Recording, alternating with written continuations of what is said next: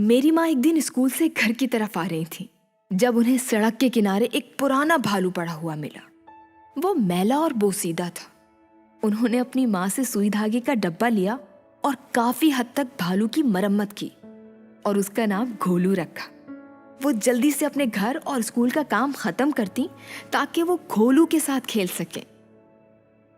एक दिन एक आदमी और एक औरत गांव से मिलने के लिए आए।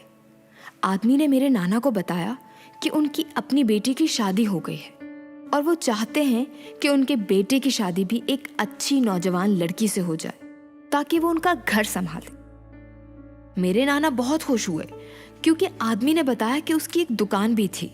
अम्मी बताती थी कि कैसे उन्हें अचानक से बहुत सी नई और खूबसूरत चीजें मिलने लगी। शादी वाला दिन मसरूफ और परेशान कुन था। अम्मी ने अपने दुपट्टे के पीछे घोलू को छुपा रखा था। ये मेरी माँ की जिंदगी का सबसे खुशी का दिन होना चाहिए था, मगर वो बहुत कम उम्र थी। वो खौफजदा थी और जब घोलू उनसे छिन गया उनको ऐसा महसूस हुआ कि वो टूट चुकी हैं। उनकी जिंदगी मुकम्मल तौर पर तब्दील हो चुकी थी। वो एक नए घर में एक मुख्तलिफ खानदान के साथ रहने लगी थी। उनका स्कूल जाना बंद हो गया और वो सिर्फ शादी की जिम्मेदारियां निभाने के लिए वक्फ हो गई, जिसके लिए वो बिल्कुल भी तैयार नहीं थी।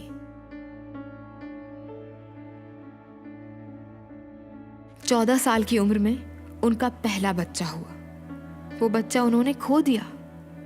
वो बहुत कम उम्र थी और उनका जिस्म बच्चे की पैदाइश की दुश्वारियों के लिए बिल्कुल तैयार नहीं था। जब वो 16 साल की थी तब मैं पैदा हुई। काफी मुश्किल था सब कुछ, मगर उन्होंने मुझे पाला।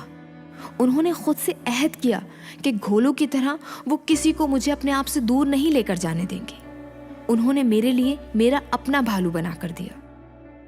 उन्होंने कभी इस बारे में बात नहीं की, मगर मैं जानती थी कि उनकी शादीशुदा जिंदगी बहुत दुश्वार थी। एक दिन अम्मी ने हमारा सामान बांधा और मुझे साथ लेकर नाना के घर चली गई। मेरे नाना नानी बहुत पैसे वाले नहीं थे और उन्होंने हमसे कहा कि वापस जाओ, मगर माँ ने इनकार कर दिया।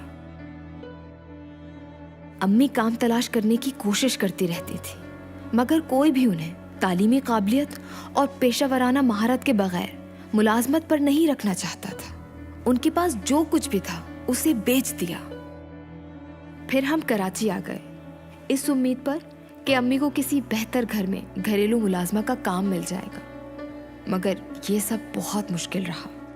हमने कई रातें सड़कों पर गुजारी, मगर एक रात हमारी सूरत हाल में तब्दीली आई।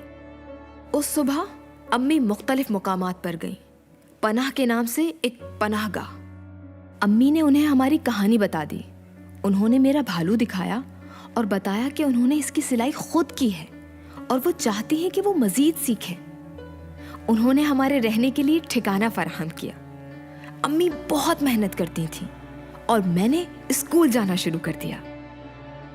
आज हमारी जिंदगियां बहुत बदल गई हैं। माँ सिलाई करती हैं और खूबसूरत चीजें बनाती हैं और उन्हें बेचती हैं। मैं जानती हूँ कि मेरी कहानी मुख्तलिफ होगी और ये सब मेरी माँ की वजह से है।